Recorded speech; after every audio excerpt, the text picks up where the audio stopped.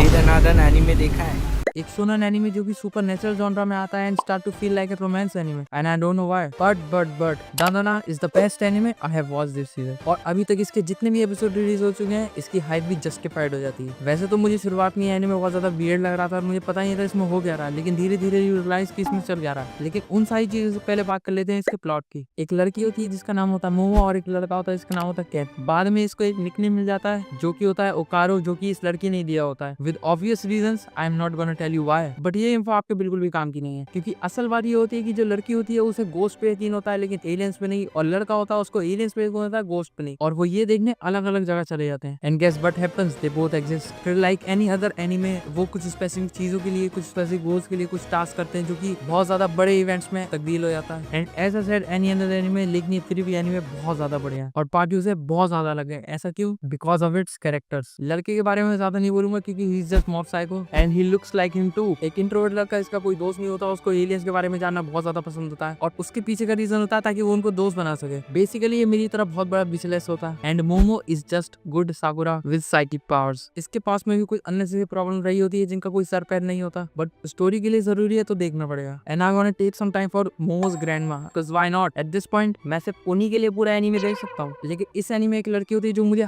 हर episode में बस गुस्सा दे रही है। And I don't know why, but ये की साकुरा इतर लगती है। मगर इस एनीमे को देखने के लिए मैं आपको बहुत ज्यादा रीजन दे सकता हूँ, जैसे इसका एनिमेशन और इसका आर्ट स्टाइल। म्यूजिक भी इसका हर एनीमे की तरह ही है, लेकिन इसका opening song is becoming my favourite. It has that vibe कि मैं इसको किसी के फ्यूनरल पे भी सुन सकता हूँ।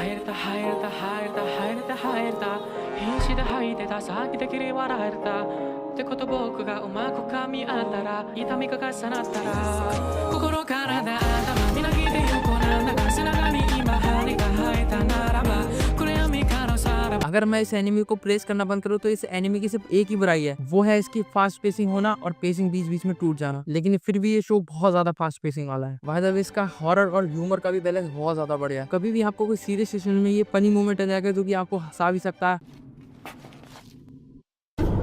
I'll let you suckle my teats, boy. If you let me gobble your dung.